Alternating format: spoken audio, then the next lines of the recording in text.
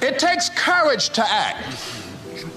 Part of being hungry when you've been defeated, it takes courage to start over again.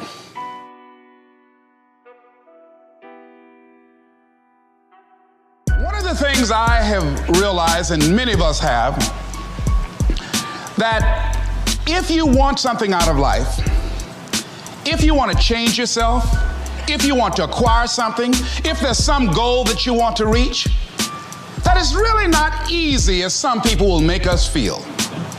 That living your dream, changing your behaviors, overcoming negative habits, it's challenging. It's hard.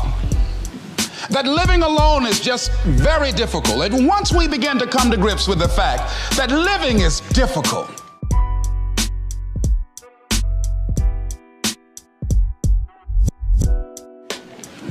so how do we begin to nurture that hunger? What are the characteristics or the qualities of people that are hungry? What will it take for me to get some of the things that I want?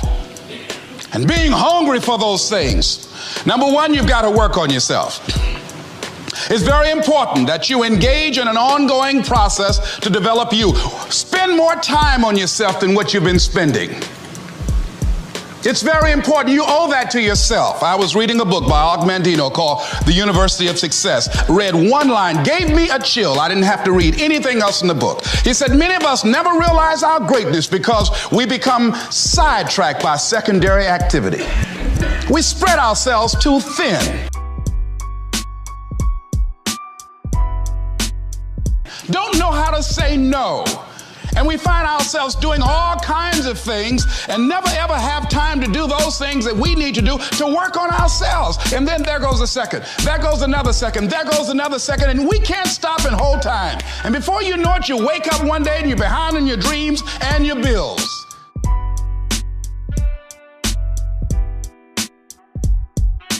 So decide that you're going to take some time to work on you, that you deserve that from yourself, that your life deserves some prime time because you are creating your own production.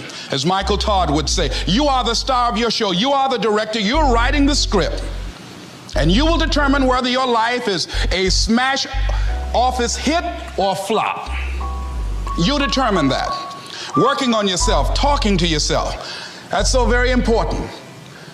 Overcoming the negative conversation, that inner dialogue that's going on all the time, even when you don't want it to be there. You can't stop yourself right now from thinking. You can't do it. It's going on. And so learning how to empower yourself, part of doing that is standing up to yourself. You'll get scared sometimes. Your mind will go blank on you. Some people you will allow to unnerve you. And you wonder, what's wrong with me? I'm not crazy.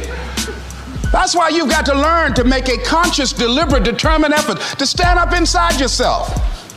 Working on yourself, watching that inner dialogue, it will determine the quality of your life.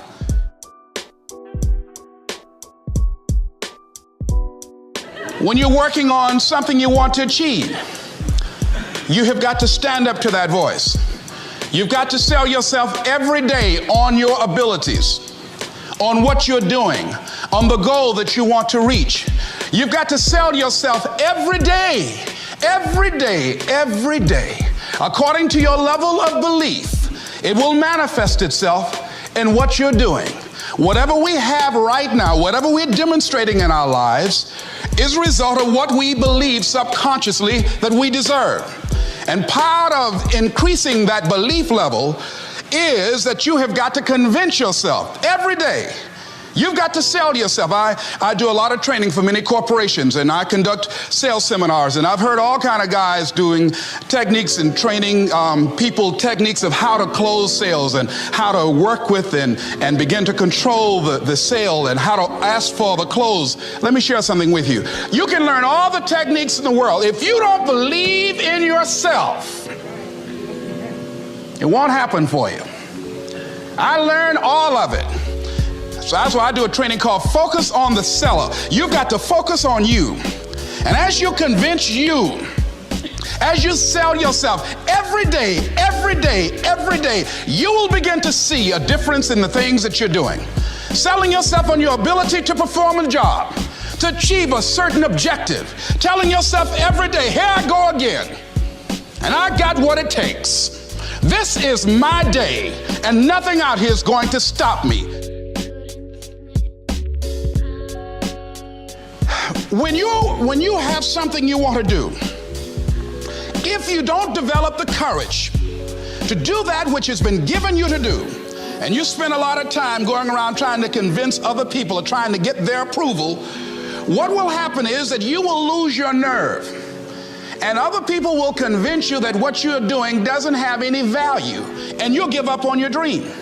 It's an interesting thing about life, I've also found, that if you don't have the courage to act, sometimes and particularly if you have something special to do, life will move on you. If it were not for life, I would still be a disc jockey. I didn't just leave voluntarily to go to the state legislature. I was fired.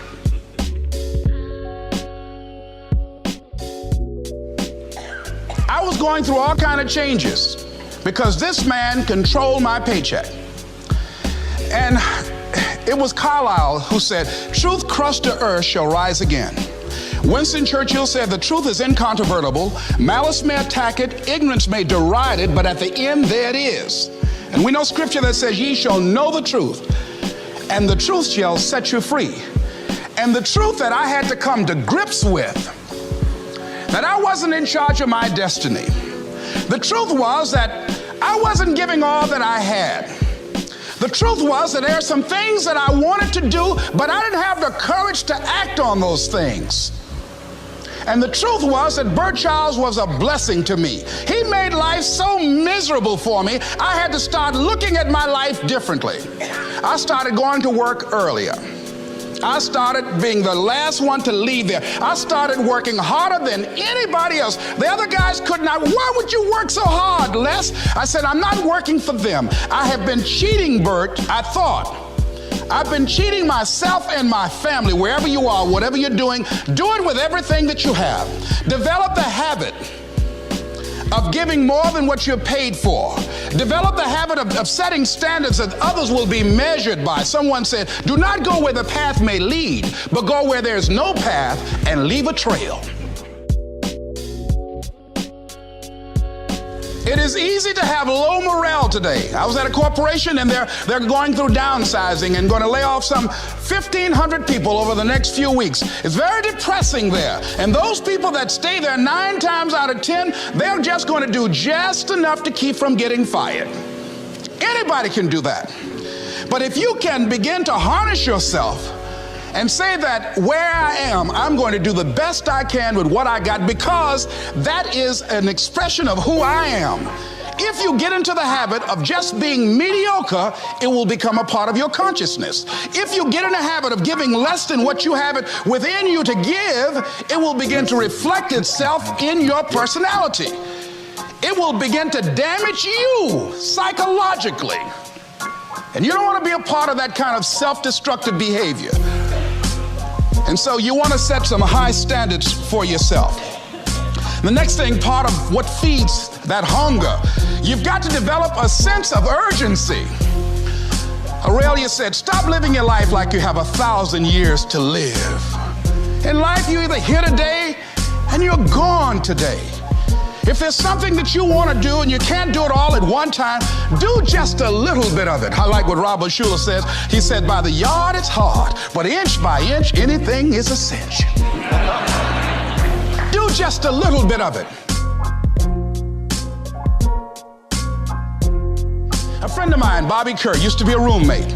Bobby wanted to go into the area of public relations. He loved working with the public. Young lady he wanted to marry named Clarice. Bobby was a great procrastinator. Pretty soon the job where Bobby worked, they transferred him to another location.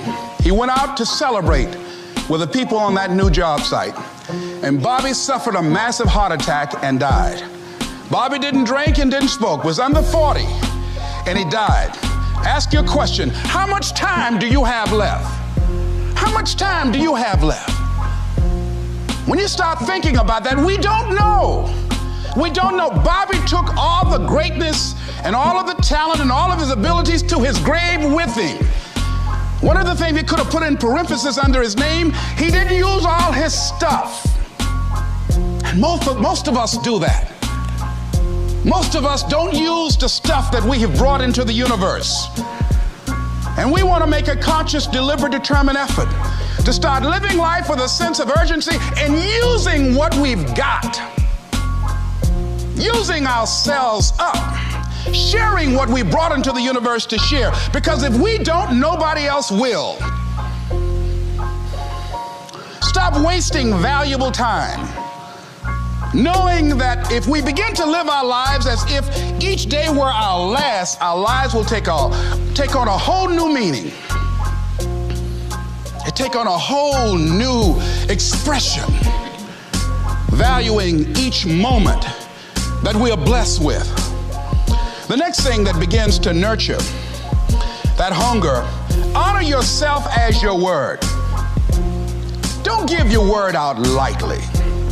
When you throw your word out there and you don't honor it, it makes a statement about you.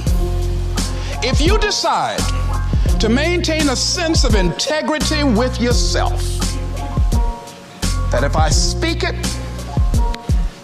I'm going to live it. It's who I am.